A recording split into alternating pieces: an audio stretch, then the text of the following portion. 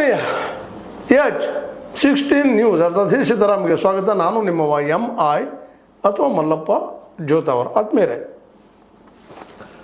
ಬೆಳಗಾವಿ ಕನ್ನಡದ ಅವಿಭಾಜ್ಯ ಅಂಗ, ಕರ್ನಾಟಕದ ಅವಿಭಾಜ್ಯ ಅಂಗ ಅನ್ನುವಂಥ ಒಂದು ನಿರ್ಧಾರವನ್ನು, ಒಂದು ರೆಸಲ್ಯೂಷನನ್ನು ಪಾಸ್ ಮಾಡಲಿಕ್ಕೆ ಆಗ್ತಾಯಿಲ್ಲ ಪಾಲಿಕೆಯಿಂದ. ಪಾಲಿಕೆ ಮೇಯರ್, ಉಪಮೇಯರ್ ಕನ್ನಡಿಗರು ಅಷ್ಟೇ ಅಲ್ಲ, ಇಲ್ಲಿಯ BJP ಮತ್ತು ಕಾಂಗ್ರೆಸ್ ಶಾಸಕರು ಕನ್ನಡಿಗರನ್ನೇ. ಆದರೆ ಈ ಒಂದು ಸಾಲನ್ನು ಪಾಸ್ ಮಾಡಲಿಕ್ಕೆ, ಹೌದು ಅವಿಭಾಜ್ಯ ಅಂಗಪ್ಪ ಅನ್ನೋದನ್ನು ಪಾಸ್ ಮಾಡಲಿಕ್ಕೆ ಇವತ್ತಿನವರೆಗೂ ಆಗ್ತಾಯಿಲ್ಲ. ಇಲ್ಲಿ ಗೋಲ್ಮೋಲ್ ಆಗ್ತಾಯಿದ್ರು. ಇದರ ಬಗ್ಗೆ ಆಗಬೇಕು ಅಂತ ಕೇಳಿದಾಗ ಮೇಯರ್ ಪತ್ರ ಬರೀತಾರೆ ನಮ್ಮ ನಗರಾಭಿವೃದ್ಧಿ ಇಲಾಖೆಗೆ. ಅಲ್ಲಿ ಅವ್ರದ್ದಂಥವ್ರು ಮತ್ತೆ ಮರಳಿ ಇಲ್ಲಿ ನಮ್ಮ DC ಅವ್ರಿಗೆ ಪತ್ರ ಬರೀತಾರೆ, DC ಇದ್ದಂಥವ್ರು ಮತ್ತೆ ಇವ್ರಿಗೆ ಪತ್ರ ಬರೀತಾರೆ. ಏನಿದು ಅಂತ ಸಹಜವಾಗಿ ಬರ್ತದೋ ಇಲ್ಲೋ, ನಮ್ಮ ಕರ್ನಾಟಕ ಅವಿಭಾಜ್ಯ ಅಂಗ ಹೌದೋ ಅಲ್ಲೋ, ಇಲ್ಲೇ ಬಂದು ಸಾಕಷ್ಟು ಮಾತಾಡಿ ಹೋದ್ರು ನಮ್ಮ MP ಅವರು. ನಿಮಗೆ ಗೊತ್ತದ, ನಮ್ಮ ಜಗದೀಶ್ ಶೆಟ್ಟರ್ ಅವರು, ಏನು ಅವಿಭಾಜ್ಯ ಅಂಗ ಹೌದಾದ್ರೆ ಪಾಸ್ ಮಾಡಿಸ್ರಿ ಅದನ್ನು. ನಿಮ್ಮವರು ಇದ್ದಾರಲ್ಲ, BJPಗರೇ ಇದ್ದಾರೆ ಆಡಳಿತದಲ್ಲೇ, ನೀವು ಮಾಡಿದ ಮೇಲೆ ರೆಸಲ್ಯೂಷನ್ ಪಾಸ್ ಮಾಡಿದ ಮೇಲೆ ಕಾಂಗ್ರೆಸ್ಗರು ಅದಕ್ಕೆ ಒಪ್ಪಿಗೆ ಕೊಡ್ತಾರೆ. ಬರೀ ಮಾತಾಡಿ ಹೋಗುವಂಥದ್ದಲ್ಲ, ಇಲ್ಲಿವರೆಗೆ ಮಾತಾಡೋದು ಹೋಗೋದು ಮಾಡ್ತಾ ಇದ್ದಾರೆ. ಬರೀ ಅಲ್ಲೇ ಗೋಲ್ಮೆಂಟ್ ಸುತ್ತ ಹಾಕ್ಸುವಂಥ ಕೆಲಸ ಮಾಡ್ತಾ ಇದ್ದಾರೆ. ಇವತ್ತು ದಿವಸ ಇದು ಕೆಲಸ ಆಗ್ತಾಯಿಲ್ಲ. ಕರ್ನಾಟಕದ ಅವಿಭಾಜ್ಯ ಅಂಗ ಅಂತ 2005ರಲ್ಲಿ ಮಹಾರಾಷ್ಟ್ರದ ಮಾಡಿಕೊಂಡ್ರು. ಇದು ಕರ್ನಾಟಕದ ಮಾಡಲಿ ಅಂತ ಬೆನ್ನು ನಿಂತಿದ್ದಾರೆ ನಿರಂತರವಾಗಿ ನಮ್ಮ ಕನ್ನಡ ಹೋರಾಟಗಾರರು. ಆದರೆ ಅದನ್ನು ಮಾಡ್ತಾ ಇಲ್ಲ ಇಲ್ಲಿವರೆಗೆ. ಒಂದು ಸಾಲಿನ ರೆಸಲ್ಯೂಷನ್ ಅವಿಭಾಜ್ಯ ಅಂಗಪ್ಪ ಕರ್ನಾಟಕದ್ದು ಅನ್ನೋದು ಯಾಕೆ ಸಾಧ್ಯ ಇಲ್ಲ. ಅದಕ್ಕೆ ಇವತ್ತೆಲ್ಲ ಕನ್ನಡ ಪರ ಹೋರಾಟಗಾರರೆಲ್ಲರೂ ಇವತ್ತು ರೊಚ್ಚಿಗೆದ್ದಿದ್ದಾರೆ. ಕನ್ನಡ ಭಾಷೆ ಪ್ರೀತಿ ಮಾಡೋರೆಲ್ಲರೂ ರೊಚ್ಚಿಗೆದ್ದಿದ್ದಾರಲ್ರಿ. ಕರ್ನಾಟಕದ ಭಾಗ ಅಂತ ಒಂದು ರೆಸಲ್ಯೂಷನ್ ಪಾಸ್ ಮಾಡಲಿಕ್ಕೆ ಆಗ್ತಾಯಿಲ್ವ ಈ ಪಾಲಿಕೆಯಿಂದ. ಮತ್ತು ಮರಳಿ ಪಾಲಿಕೆ ಕೇಳ್ತಾ ಇದ್ದಾರೆ, ಇದೇನದಪ್ಪ ಹೇಳಿ ನಮಗಂತೇಳಿ. ಅಂದ್ರೆ ಏನಿದೆಲ್ಲ ನಡೆದಂತ ನಮ್ಮ ಈ ಎರಡೂ ಪಕ್ಷಗಳು, BJP ಮತ್ತು ಕಾಂಗ್ರೆಸ್ ಪಕ್ಷಗಳು ಯಾರ ಪರ ಅಂತೇವ್ರು. ಯಾಕಂದರೆ ಈಗಾಗಲೇ ಹೆಚ್ಚು ಕಡಿಮೆ ಬಾರ್ಡರ್ದಲ್ಲಿ MES ತನ್ನೆಲ್ಲ MLAಗಳ ಸ್ಥಾನಗಳು 6 ಸ್ಥಾನ ಆರಿಸಿ ಬರ್ತಿದ್ರು. ಇವತ್ತೆಲ್ಲ ಹೋಗಿಬಿಟ್ಟಿದ್ದಾರೆ. ಪಾಲಿಕೆಯಲ್ಲಿ 2 ಜನ ಇದ್ದಾರೆ MESದಿಂದ. ಆದರೂ ಈ ಜನಕ್ಕೆ ಉಳಿದ ಪಕ್ಷಗಳ, ಅದು 2 ಪಕ್ಷಗಳ, ಅದು 3 ಪಕ್ಷ ಅಲ್ರಿ, ನಮ್ಮ JDS ಒಂದದ ಇಲ್ಲಿ ಆಯ್ಕೆ ಆಗಿಲ್ಲ. ಆದರೂ 3 ಪಕ್ಷಗಳಿದ್ದು ಇವರು ಯಾರು ಒಂದು ಲೈನಿಗೆ ಸಪೋರ್ಟ್ ಮಾಡ್ತಾ ಇಲ್ಲ. ಅದರಲ್ಲೂ BJPಗರು, ಯಾಕಂದ್ರೆ ಅವರೇ ಇದ್ದಾರೆ, ಅವ್ರ ಕೈಲದ ಅಧಿಕಾರ. ಅವರಿಬ್ಬರು ಇವತ್ತು ಮೇಯರ್ ಮತ್ತು ಉಪಮೇಯರ್ ಇಬ್ಬರು BJPಗರು. ಸ್ವತಂತ್ರವಾದ ಮೀಡಿಯಾಗೆ ಬೇಕಾಗಿರುವುದು ಸ್ವತಂತ್ರ ಧ್ವನಿ. ಆ ಸ್ವತಂತ್ರ ಧ್ವನಿ ಉಳಿಸಲು ನೀವು ಮಾಡಬೇಕಾದದ್ದು ಇಷ್ಟೇ. ಅದೇನಪ್ಪಾ ಅಂತಂತಂದ್ರೆ, ನಿಮ್ಮ ಕೈಲಾದಷ್ಟು ಸಹಾಯ ಈ ಚಾನಲ್ಗೆ ಮಾಡಿ ಹಾಗೂ ನಿಮ್ಮ ಧ್ವನಿಯನ್ನು ಕಾಪಾಡಿಕೊಳ್ಳಿ. ಅದನ್ನು ಯಾಕೆ ಪಾಸ್ ಮಾಡ್ತಾ ಇಲ್ಲ ಅನ್ನೋದು ಇವತ್ತು ಕನ್ನಡ ಹೋರಾಟಗಾರರ ಒಂದು ದೊಡ್ಡ ಯಕ್ಷ ಪ್ರಶ್ನೆ ಆಗಿದೆ. ಅವರು ಹೋರಾಟ ಮಾಡೇ ಮಾಡ್ತೀವಿ, ದಿನನಿತ್ಯನ ಉಪವಾಸ ಮಾಡ್ತೀವಿ ಅನ್ನೋ ಹಂತಕ್ಕೆ ಬಂದಿದ್ದಾರೆ. ಅವ್ರು ಕೇಳುವಲ್ಲೂ ಸತ್ಯದ ರೀ. ಮತ್ತು ಅದೇ ಕಾಲಕ್ಕೆ ಅವ್ರು ಇನ್ನೂ ಹೇಳ್ತಾ ಇದ್ದಾರೆ, ಇನ್ನೊಂದು ಹೆಜ್ಜೆ ಮುಂದೋಗಿ ಹೇಳ್ತಾ ಇದ್ದಾರೆ.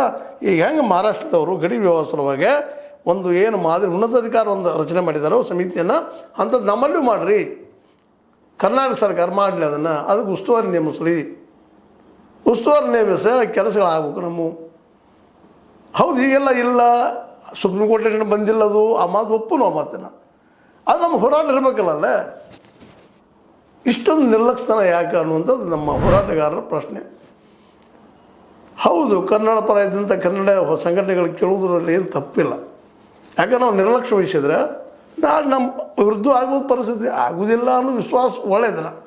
ಹೌದಪ್ಪ, ನಮ್ಮ ವಕೀಲರು ಹೇಳಿದಾರ, ಕಾನೂನು ತಜ್ಞರು ಹೇಳಿದಾರ, ಪಾರ್ಲಿಮೆಂಟ್ದಲ್ಲೇ ಪಾಸ್ ಆಗಬೇಕು, ಅದು ಕೋರ್ಟ್ ಡಿಸಿಷನ್ ಮಾಡಲಿಕ್ಕೆ ಬರೋದಿಲ್ಲ ಅನ್ನೋಷ್ಟು ಮಟ್ಟಿಗೆ ಮಾತಾಡಿದ್ದಾರೆ. ಆದರೆ ಒಂದು ವೇಳೆ ಕೋರ್ಟ್ನ ಡಿಸಿಷನ್ ಆಯಿತು, ಅದಕ್ಕೆ ಹೊಣೆಗಾರ ಯಾರು? ಅತಿ ವಿಶ್ವಾಸ ಸರಿಯಲ್ಲ ಅನ್ನೋದು ಕನ್ನಡ ಹೋರಾಟಗಾರರ ಒಂದು ಒಕ್ಕೊಲಿನ ಅಭಿಪ್ರಾಯ. ಅದಕ್ಕೆ ಇಲ್ಲೆಲ್ಲ ಮಾಡೋದನ್ನು ಮತ್ತು ನಮ್ಮ ರೆಗ್ಯುಲರಾಗಿ ಈಗಂತೂ ವರ್ಷ ಒಂದು ದಿವಸ ಮಾಡ್ತೀರಿ, ಇಲ್ಲೆಲ್ಲ ಉತ್ತರ ಕರ್ನಾಟಕದ ಎಲ್ಲ ಆಫೀಸ್ಗಳ ಕಡೆಗೆಲ್ಲ ಶಿಫ್ಟ್ ಮಾಡಿರಿ ಬೆಳಗಾವಿಗೆ. 2ನೇ ರಾಜಧಾನಿ ಅಂತ ಈಗಾಗಲೇ ಘೋಷಣೆ ಮಾಡ್ಕೊಂಡಿದ್ದಾಗ್ಯದ. ಇಲ್ಲಿ ನಮ್ಮ ಏನಪ್ಪ ಅಂತಂದ್ರೆ ವಿಧಾನಸೌಧ ಬಂದದ್ದು 2ನೇದ್ದು. ಇಲ್ಲಿ ನೀವು ಆಡಳಿತವನ್ನು ನಡೆಸಿ, ಇಲ್ಲಿದ್ದ ಆಡಳಿತ ನಡೆಸಿ ಉತ್ತರ ಕರ್ನಾಟಕ ನಮ್ಮ ಕೇಂದ್ರ ಮಾಡ್ಕೋರಿ ಕರ್ನಾಟಕದ ಅನ್ನೋದು ಇವ್ರದ್ದು.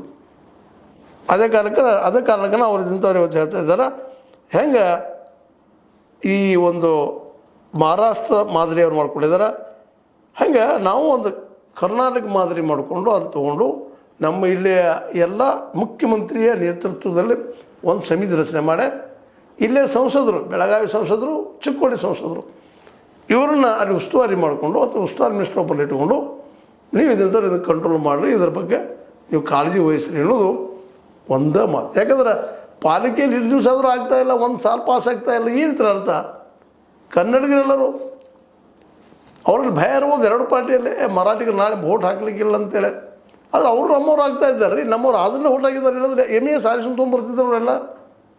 MES ಅವರು ಇಬ್ಬರೇ ಇದ್ದಾರೆ ಅದ್ರ ಪಾಲಿಕೆಯಲ್ಲಿ, ಅವರು ಹೋಗ್ತಾರೆ ಮುಂದಿನ ದಿನಗಳಲ್ಲಿ ಅಂತ ಅನ್ನಿಸ್ತದೆ. ಯಾಕಂದ್ರೆ ಇಲ್ಲಿಯ ಮರಾಠಿಗರೆಲ್ಲ ಕನ್ನಡಿಗರ ಮೇಲೆ ವಿಶ್ವಾಸ ಇಡ್ತಾ ಇದ್ದಾರೆ, ಪ್ರೀತಿ ವಿಶ್ವಾಸ ತೋರಿಸ್ತಾ ಇದ್ದಾರೆ. ಅವರು MESನ ಈಗ ದೂರ ಸರಿಸಿದ್ದಾರೆ. ಅವ್ರು ಮರಾಠಿ ದೂರ ಸರಿಸಿಲ್ಲ, MESನ ದೂರ ಸರಿಸಿದ್ದಾರೆ. ಇಲ್ಲಿ ಭಾಳ ಡಿಫ್ರೆಂಟ್ ಅದು. ಮಹಾರಾಷ್ಟ್ರ ಏಕೀಕರಣ ಸಮಿತಿ ನಿರಂತರ ಕಿರಿಕಿರಿ ಮಾಡ್ಕೊಂತ ಹೋಗುವಂಥದ್ದು, ಅದರಿಂದ ಏನೂ ಆಗುವಂಥದ್ದಲ್ಲ. ಅವ್ರಿಗೂ ಅನಿಸದ ಮರಾಠಿಗರಿಗೂ, ಹೌದಪ್ಪ ಎಲ್ಲಿದ್ರಿ ಏನಿದೆ, ಮಹಾರಾಷ್ಟ್ರಕ್ಕೆ ಹೋದ್ರೆ ನಮ್ದೆಲ್ಲ ಬಡತನ ಹೋಗಿಬಿಡ್ತದನ, ಶ್ರೀಮಂತಿಗೆ ಬರ್ತದನ, ನಮ್ದೆಲ್ಲನೂ ಉನ್ನತ ಮಟ್ಟದ ಬದುಕಾಗ್ತದನ. ಅವ್ರಿಗೂ ಗೊತ್ತಾಯ್ತು ಇಲ್ಲ ಅಂತೇಳಿ. ಯಾಕಂದ್ರೆ ಬಾರ್ಡರ್ ಮೇಲೆ ಅಲ್ಲೂ ನೋಡ್ತಾ ಇದ್ದಾರೆ. ಮಹಾರಾಷ್ಟ್ರ ಬಾರ್ಡರ್ ಮೇಲೆ ಜತ್ ಇರ್ಬೋದು, ಇನ್ನೊಂದು ಕಡೆ ಇರ್ಬೋದು, ಏನು ಡೆವಲಪ್ಮೆಂಟ್ ಆಗ್ಯದವ, ಎಷ್ಟಾಗ್ಯದ, ಎಂತಾಗ್ಯದ ಅಂತೇಳಿ. ಈ ಎಲ್ಲ ಹಿನ್ನೆಲೆಯಲ್ಲಿ ಇವತ್ತು ಜನ ಇದ್ದಿದ್ದು ಅದಕ್ಕೆ ಲಕ್ಷ್ಯ ಆಗ್ತಾ ಇಲ್ಲ. ಭಾಷಾ ಅವ್ರ ಪ್ರಾಂತ ರಚನೆ ಹಿನ್ನೆಲೆಯಲ್ಲಿ ಈಗಾಗಲೇ ಆಗಿ ಹೋಗ್ಯದ, ಮುಗಿದಂಥ ಅಧ್ಯಾಯ. ಆದರೆ ಅದನ್ನು ಇಟ್ಟುಕೊಂಡು ಮರಾಠಿ ಹೊಟ್ಟು ತಪ್ತಾವಂತೇಳಿ ಎರಡೂ ಪಕ್ಷಗಳು, ಅದರಲ್ಲಿ ಮುಖ್ಯವಾಗಿ BJP ಯಾಕಪ್ಪ ತಮ್ಮವರೇ ಆದಂಥ ಈ ಮೇಯರ್ ಮತ್ತು ಉಪಮೇಯರ್ ಇದ್ದಾಗ ಒಂದು ರೆಸಲ್ಯೂಷನ್ ಪಾಸ್ ಮಾಡಿಸ್ಲಿಕ್ಕೆ ಯಾಕಾಗ್ತಲ್ಲ. ಅದಕ್ಕೆ ಕನ್ನಡ ಪರ ಹೋರಾಟಗಾರರು ಇಲ್ಲ, ಉನ್ನತಾಧಿಕಾರ ನೇಮಿಸ್ರಿ, ಸಮಿತಿ ನೇಮಿಸ್ರಿ, ಅದಕ್ಕೆ ಅಧಿಕಾರ ಕೊಡ್ರಿ, ನೀವು ಬರ್ರಿ, ಇಲ್ಲಿ ನಿಲ್ಲರಿ ಸತತ. ಅದೇ ಕಾಲ ಸುಪ್ರೀಂ ಕೋರ್ಟ್ ಮೇಲೂ ಕಣ್ಣಿಡ್ರಿ, ಡೆವಲಪ್ಮೆಂಟ್ಗಳ ಕಣ್ಣಿಡ್ರಿ, ನೀವು ಆರಾಮಿರ್ಲಿಕ್ಕೆ ಹೋಗ್ಬೇಡ್ರಿ. ಇಲ್ಲಾಂದ್ರೆ ನಮ್ಮ ಬೆಳಗಾವಿ ಹೋಗ್ತದೆ ಅನ್ನೋಂಥ ಭಯ ಸಹಜ ಅವ್ರಿಗೆ ಕಾಡ್ಲಿಕ್ಕತ್ತದ. ಅದು ಹೋಗ್ತದೋ ಇಲ್ಲವೋ ಬೇರೆ ಮತ್ತಾದ್ರೆ ಅವ್ನು ಕಾಳಜಿ ವಹಿಸ್ಬೇಕಲ್ಲ. ಹೆಂಗಾದ್ರೂ ಬದುಕ್ತಾನೆ ಬೇಡ ಅಂತೇಳಿ ಊಟ ಕೊಡೋದಿದ್ರೆ ಹೆಂಗೆ ವ್ಯಕ್ತಿಗೆ ಅದು ಸಲೈನರ್ ಹಚ್ಚಬೇಕು, ಅತ್ಯನ್ನ ಮಾಡಬೇಕು. ಯಾಕಂದ್ರೆ ಭಾಳ ಕ್ರಿಟಿಕಲ್ ಮೂಮೆಂಟ್ ಅದ. ಅದರಲ್ಲೂ ಈ ಒಂದು MES ಅವರಂತೂ ನಿರಂತರವಾಗಿ ಅದನ್ನು ಮಹಾರಾಷ್ಟ್ರ ಸರ್ಕಾರವನ್ನು ಪ್ರಚೋದನೆ ಮಾಡಿ ಎಬ್ಬಿಸ್ತಾ ಇರ್ತಾರೆ. ಅವ್ರು ಸುಮ್ಮನಿದ್ರು ಬಿಡೋದಿಲ್ಲ. ಇವರು ಮಹಾರಾಷ್ಟ್ರ ಏಕೀಕರಣದವರು, ಅವ್ರಿಗೆ ಮಹಾರಾಷ್ಟ್ರಕ್ಕೆ ಹೋಗ್ಬೇಕಾಗಿದ್ರೆ ಅಲ್ಲೆಲ್ಲ ಅವ್ರು ವ್ಯವಹಾರಗಳಿದ್ದಾವೆ, ಅದು ಮಾಡ್ಕೊಳ್ಳಿ ಓಡಾಡ್ತಾ ಇದ್ದಾರೆ. ಇದನ್ನೆಲ್ಲ ಅರ್ಥ ಮಾಡ್ಕೊಂಡಿದ್ದಾರೆ ಇಲ್ಲಿ ಮರಾಠಿಗರು. ಅದನ್ನು ಕನ್ವಿನ್ಸ್ ಮಾಡುವಂಥದ್ದು, ಇಲ್ಲಪ್ಪ ನಿಮ್ಗೆ ಯಾರಿಗೂ ಅನ್ಯಾಯ ಇಲ್ಲ, ಭಾಷಾ ನೆಲಗಟ್ಟಿನಲ್ಲ ಅನ್ನುವಂಥದ್ದು, ಅವ್ರಿಗೆ ಕನ್ವಿನ್ಸ್ ಮಾಡಿ ವಿಶ್ವಾಸ ತೆಗೆದುಕೊಳ್ಳುವಂಥದ್ದು, ಅದನ್ನು ಮಾಡುವಂಥ ಕೆಲಸ ನೀವು ಮಾಡಿರಿ. ಮಹಾರಾಷ್ಟ್ರ ಮಾದರಿಯಲ್ಲಿ ಉನ್ನತ ಅಧಿಕಾರಿ ಸಮಿತಿಯನ್ನು ನೇಮಿಸ್ರಿ. ಅವ್ರದ್ದಂಥವ್ರು ಇಲ್ಲಿಯ ಏನು ಸಮಸ್ಯೆಗಳಿದ್ದಾವೆ, ಇಲ್ಲೇ ಬಾರ್ಡರ್ ಮೇಲೆ ಸಾರಿಗಳದ್ದಾಗಿರ್ಬೋದು, ಮತ್ತದಾಗಿರ್ಬೋದು, ಉದ್ಯೋಗಗಳದ್ದಾಗಿರ್ಬೋದು, ಇಂಡಸ್ಟ್ರಿಗಳದ್ದಾಗಿರ್ಬೋದು, ಅದನ್ನೆಲ್ಲ ನೀವು ಇಂಪ್ರೂವ್ ಮಾಡಲಿಕ್ಕೆ ಪ್ರಯತ್ನ ಮಾಡಿರಿ. ಎಲ್ಲ ಶಾಲೆಗಳು, ಅದರಲ್ಲೂ ಬಾರ್ಡರ್ ಮೇಲಿದ್ದಂಥ ಮರಾಠಿ ಶಾಲೆಗಳಿಗೂ ಸಹಿತ ಅವರಿಗೆ ಕನ್ನಡದ ಬಗ್ಗೆ ಒಂದು ಸಬ್ಜೆಕ್ಟ್ ಇಟ್ಟು ಅವ್ರಿಗೆ ತಿಳಿಸುವಂಥದ್ದು, ಅವ್ರು ನಮ್ಮವರಪ್ಪ ಅನ್ನುವಂಥ ಮಾತನ್ನು ಶಿಕ್ಷಣ ಜೊತೆಗೆ ಎಲ್ಲ ಫೀಲ್ಡದಲ್ಲೂ ನಾವು ನಿಮಗೆ ಥ್ರೋ ಮಾಡೋದಿಲ್ಲಪ್ಪ, ಕನ್ನಡಿಗರು ವಿಶ್ವಾಸಿಗರು ಅನ್ನುವಂಥ ಒಂದು ವಿಶ್ವಾಸವನ್ನು ಸರ್ಕಾರ ಮಾಡಬೇಕಾಗ್ತದೆ. ಪಾಪಿ ಹೋರಾಟಗಾರರು, ಬಡ ಹೋರಾಟಗಾರ, ಕನ್ನಡ ಹೋರಾಟಗಾರರು ಅವರು ನಮ್ಮ ಕನ್ನಡ ಉಳಿಲಿ ಅನ್ನೋಂಥ ತಹಸಕ್ಕಿಂತ ಪ್ರಯತ್ನ ಮಾಡ್ತಾ ಇದ್ದಾರೆ.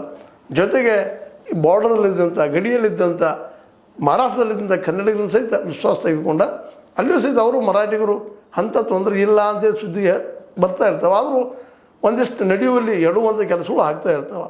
ಅದನ್ನು ತಿಳಿಸೇಳಿ ಎರಡೂ ಭಾಗದ ಜನ ಅವ್ರವ್ರ ಏರಿಯಾದಲ್ಲಿ ನೆಮ್ಮದಿ ಇರುವಂಥದ್ದು, ಆ ದಿಶೆಯಲ್ಲಿ ಕೆಲಸ ಮಾಡುವಂಥದ್ದು ಆಗಬೇಕಾಗ್ತದೆ. ಜೊತೆಗೆ ಬಾರ್ಡರ್ದಲ್ಲಿ ಕಲಿತಂಥ ಕನ್ನಡ ಮಾಧ್ಯಮ ಕಲಿತಂಥ ಮಕ್ಕಳಿಗೂ ಸಹಿತ ಒಂದಿಷ್ಟು ಅನುಕೂಲಗಳು ಮಾಡಿಕೊಡುವಂಥದ್ದು ಸಹಿತ ಆಗಬೇಕಾಗಿದೆ. ಅದೇನೋ ಆಗಲಿ, ಅದಕ್ಕಿಂತ ಮುಖ್ಯವಾಗಿ ಈಗ ಆಗಬೇಕಾಗಿದ್ದು ಮಹಾರಾಷ್ಟ್ರದವ್ರು ಹೆಂಗೆ ಒಂದು ಉನ್ನತಾಧಿಕಾರ ಮಾಡ್ಕೊಂಡಿದ್ದಾರೋ ಅಂಥದ್ದು ನಮ್ಮಲ್ಲಿ ಮಾಡಿರಿ ಅನ್ನೋದು ಇಡೀ ಕನ್ನಡ ಹೋರಾಟಗಾರರ ಅತ್ಯಂತ ಕಳಕಳಿ ಮನವಿ ಮತ್ತು ಆಗಲೇಬೇಕು ಅನ್ನೋಂಥ ಹಠನೂ ಹೌದು. ಮತ್ತು ಆಗಬೇಕಾಗಿದ್ದು ಬಹಳ ಮುಖ್ಯ ಅದ. ಯಾಕಂದ್ರೆ ಗಡಿ ಉಸ್ತುವಾರಿ ನೇಮಿಸಿದ್ರಾಗ ಆ್ಯಕ್ಚುಲಿ ಅದೇನು ನಡೆದು ಏನು ಗೊತ್ತೂ ಆಗ್ತದೆ, ಮಹಾರಾಷ್ಟ್ರದಲ್ಲಿ ಡೆವಲಪ್ಮೆಂಟ್ ಗೊತ್ತಾಗ್ತದೆ. ಅದರಿಂದಾಗಿ ಸರ್ ಅವರಿಗೂ ಒಂದು ಪ್ರೆಷರ್ ಆಗ್ತದೆ. ಮುಖ್ಯವಾಗಿ ಅಲ್ಲಿ ಸುಪ್ರೀಂ ಕೋರ್ಟಿಂದ ಈ ಕೇಸನ್ನು ಹೊರಗೆ ಬರಬೇಕಾಗಿದೆ, ಅದಕ್ಕೆ ಹೋರಾಟ ಮಾಡುವಂಥದ್ದು ಭಾಳ ಮುಖ್ಯ ಅದ. ಇಲ್ಲಿವರೆಗೆ ರಚನೆ ನಿಂತಿಲ್ಲ ಸುಪ್ರೀಂ ಕೋರ್ಟ್ನೆಲ್ಲ, ಆದರೂ ಇದೇ ಮುಂದುವರಿತು ಅಂತ ಹೇಳಿಕ್ಕೆ ಸಾಧ್ಯ ಇಲ್ಲ. ಎಚ್ಚರ ವಹಿಸಿ ಉನ್ನತ ಅಧಿಕಾರ ಸಮಿತಿಯನ್ನು ನೇಮಿಸಿ ಅದರಲ್ಲಿ ಕನ್ನಡಿಗರನ್ನು, ಅದೇ ಕಾಲಕ್ಕೆ ಮರಾಠಿಗರು ಸಹ ವಿಶ್ವಾಸ ಹುಟ್ಟಿಸೋಂಗೆ ಅವ್ರನ್ನ ತೊಗೊಂಡು ಬಂದ. ಇಲ್ಲಿಯ ಮರಾಠಿಗರನ್ನು ಕರ್ನಾಟಕದಲ್ಲಿ ಇರುತ್ತಿರುವಂಥವ್ರನ್ನ ತಂದು ಅವ್ರಿಗೂ ಹೌದಪ್ಪ ಇಲ್ಲೇನಿಲ್ಲ ಅಂತ ಅನಿಸ್ಕೊಳ್ಳುವಂಥ ವಾತಾವರಣ ಮಾಡಿ ನಾವು ಕರ್ನಾಟಕದಲ್ಲಿದ್ದರೂ ಸಹಿತ ಮರಾಠಿಯಿಂದ ನಮಗೇನು ತೊಂದರೆ ಇಲ್ಲ ಅನ್ನೋ ಭಾವ ಇನ್ನಷ್ಟು ಅವ್ರಲ್ಲಿ ಬರೋಂಗೆ ಮಾಡಿದ್ರೆ ಮತ್ತು ಈಗಾಗಲೇ ಬಂದದ ಅವರಲ್ಲೇ. ಅದಕ್ಕೆ ಸಾಕ್ಷಿನ MES ಅದ ಒಂದು MLA ಇಲ್ಲ ಅನ್ನೋದು. ಅದೇ ಕಾಲಕ್ಕೆ ಪಾರಿಕೇರಿಕೆ ಅವರು ಇಬ್ಬರ ಇದ್ದಾರೆ ಅನ್ನುವಂಥದ್ದು ದೊಡ್ಡ ಸಾಕ್ಷಿ. ಇಲ್ಲಿಯ ಮರಾಠಿಗರು ಇಲ್ಲಿಯ ಕನ್ನಡಿಗರೊಂದಿಗೆ ಒಂದಿಷ್ಟು ಏನಪ್ಪ ಪ್ರೀತಿ ವಿಶ್ವಾಸನ ಹೊಂದ್ಕೊಂಡು ಹೊಂಟಿದ್ದಾರೆ. ಅನಗತ್ಯ ಇವರು ಗದ್ದಲ ಮಾಡುವಂಥ MESಗಾರನ್ನ ದೂರ ಸರ್ಸೋಕ್ಕಾದ್ರೂ ಸಹಿತ ನಾವು ಒಂದಿಷ್ಟು ಏನಪ್ಪ ಅಂತಂದ್ರೆ ಪ್ರೀತಿಯ ಜೊತೆಗೆ ಶಾಂತಿಯ ಜೊತೆಗೆ ಒಂದು ಸಮಿತಿಯನ್ನು ಮಾಡಿ ಉನ್ನತಾಧಿಕಾರಿಗಳದ್ದ ಅದರ ಮೂಲಕ ಅಲ್ಲಿ ಏನು ಡೆವಲಪ್ ಆಗ್ತದೆ ಉತ್ತರ ಕೊಡುವಂಥದ್ದು ಸುಪ್ರೀಂ ಕೋರ್ಟ್ನಲ್ಲಿ ಆಗಿರ್ಬೋದು ಅಥವಾ ನೆರೆಯ ಮಹಾರಾಷ್ಟ್ರದಲ್ಲೂ ಆಗಿರ್ಬೋದು ಅಲ್ಲಿ ಒಂದು ವಿಶ್ವಾಸ ಪ್ರೀತಿ ಉಳಿಸುವಂಥ ಕೆಲಸ ಮಾಡಿದರೆ ನಿಶ್ಚಿತವಾಗಿಯೂ ಬೆಳಗಾವಿ ನಗರ ಪಾಲಿಕೆ ಸಹಜವಾಗಿ ಏನಪ್ಪ ಅಂತಂದ್ರೆ ಕರ್ನಾಟಕದಲ್ಲಿ ಉಳಿಯುವಂಥದ್ದು ಒಂದು. ಎರಡನೇದು ಏನಪ್ಪ ಅಂದ್ರೆ ಇಲ್ಲೇ ಈ ನಮ್ಮ BJP ಮತ್ತು ಕಾಂಗ್ರೆಸ್ ಇಬ್ಬರು ಕುಡ್ಕೊಂಡು ಮೇಯರ್ ಮತ್ತು ಉಪಮೇಯರಿಂದ ಈ ಬೆಳಗಾವಿ ಕರ್ನಾಟಕದ ಅವಿಭಾಜ್ಯ ಅಂಗ ಅನ್ನುವಂಥ ಒಂದು ಡಿಸಿಷನನ್ನು ತೆಗೆದುಕೊಳ್ಳುವಂಥದ್ದು ಮಾಡುವಂಥ ಕೆಲಸ ಮಾಡಿದರೆ ಯೋಗ್ಯ ಅನ್ನೋ ಮತ್ತು ಇವತ್ತು ಏನೂ ಇರಲಿ ಮುಖ್ಯಮಂತ್ರಿಯವರು ಗಮನ ಹರಿಸಿ ಈ ಸಮಸ್ಯೆ ಏನು ಸಾಧ್ಯಷ್ಟು ಮಟ್ಟಿಗೆ ಸಾಲ್ವ್ ಮಾಡುವಂಥ ಹೆಜ್ಜೆ ಇಡಬೇಕು ಅನ್ನೋದು ಗಡಿನಾಡ ಕನ್ನಡ ಹೋರಾಟಗಾರರ ಕನ್ನಡ ಸಂಘಟನೆಗಳ ಒಕ್ಕೊರಲ ಬೇಡಿಕೆ. ಈಗ DK ಶಿವಕುಮಾರ್ ಅವರು ಏನು ಮಾಡ್ಬೋದು ಅನ್ನೋದನ್ನು ಮುಂದಿನ ದಿನದಲ್ಲಿ ನೋಡೋಣ. ಆದರೂ ಎಲ್ಲರ ಬೇಡಿಕೆ ಒಂದೇ, ಬೆಳಗಾವಿ ಕರ್ನಾಟಕದ ಅವಿಭಾಜ್ಯ ಅಂಗ, ಇಲ್ಲಿ ಯಾವ ಪ್ರಶ್ನೆಯೂ ಇಲ್ಲ, ಗೊಂದಲ ಇಲ್ಲ ಅನ್ನುವಂಥದ್ದು ಅದನ್ನು ಪಾಲಿಕೆ ಮೂಲಕ ಪಾಸ್ ಮಾಡಿಸ್ರಿ, ರಿಸರ್ವೇಷನ್ ಮಾಡಿಸ್ರಿ ಅನ್ನೋದು ಮುಖ್ಯ ಬೇಡಿಕೆ. ಇದಾಗ್ಬೋದಾ ನಮ್ಮ BJP ಮತ್ತು ಕಾಂಗ್ರೆಸ್ ಪಕ್ಷಗಳಿಂದ ಅಂತ ಹೇಳ್ತಾ ಇದು ನಿಮ್ಮ ಲೈಕ್ ಆಗಿರ್ಬೋದು. ಲೈಕ್ ಮಾಡಿ, ಶೇರ್ ಮಾಡಿ, ಕಾಮೆಂಟ್ ಮಾಡಿ, ಜೊತೆ ಸಬ್ಸ್ಕ್ರೈಬ್ ಮಾಡಿ. HHN ನ್ಯೂಸ್ ಅರ್ಥಾತ್ ಜೈ ಸೀತಾರಾಮ ಸತ್ಯಕಾಯಿಗಳಲ್ಲಿ ವಂದನೆಗಳು. ಆತ್ಮೀಯ ಸಾರ್ವಜನಿಕರಲ್ಲಿ H16 ಅರ್ಥಾತ್ ಜೈ ಸೀತಾರಾಮದಿಂದ ಒಂದು ಮನವಿ. ಈ ಸಂಸ್ಥೆ ಭ್ರಷ್ಟಾಚಾರ, ಅನ್ಯಾಯ, ಅತ್ಯಾಚಾರಗಳಿಂದ ನೊಂದವರ ವೇದಿಕೆ. ಅನ್ಯಾಯಕೋರರ, ಭೂಗಳ್ಳರ, ನಶಾ ಸಾರಾಯಿ ಮಾಫಿಯಾಗಳ ವಿರುದ್ಧದ ಧ್ವನಿ. ರೈತರ, ಕೂಲಿಕಾರ, ಕಾರ್ಮಿಕರ, ಬಿದ್ದ ಸಮುದಾಯ ಜನರ ಧ್ವನಿ. ಬೆಂಬಲವಾಗಿ ನಿಂತು ತನುಮನ ಧನದ ಸಹಾಯಕ್ಕೆ ಸಾರ್ವಜನಿಕರಲ್ಲಿ ಕೋರಿಕೆ. ದಾನದ ಸಹಾಯ ನೀಡಿ ಸ್ವಾತಂತ್ರ್ಯ ಪತ್ರಿಕೋದ್ಯಮ ಉಳಿಸಿ ಬೆಳೆಸಿ. ವಂದನೆಗಳು. ತಮ್ಮನ್ನೇ ನಂಬಿರುವ ಮಲ್ಲಪ್ಪ E. ಜೋತಾವರ್. ಈ ಕೆಳಗಿನ QR ಸ್ಕ್ಯಾನ್ ಮಾಡಿ ಅಥವಾ ಈ ನಂಬರ್ ಅಂದರೆ 7411402405ಗೆ ಇಲ್ಲ 9686864852ಗೆ ನೀವು ಫೋನ್ಪೇ ಮಾಡಿ, Paytm ಮಾಡಿ ಅಥವಾ ಇನ್ನಾವುದೇ ಮಾಧ್ಯಮದಿಂದ ಗೂಗಲ್ ಮೂಲಕ ಸಹಾಯ ಮಾಡಿ ಈ ಪ್ರಾಮಾಣಿಕ ಪತ್ರಿಕೋದ್ಯಮವನ್ನು ಉಳಿಸಿ ಅಂತ ಮತ್ತೊಮ್ಮೆ ಮನವಿ. ವಂದನೆಗಳು.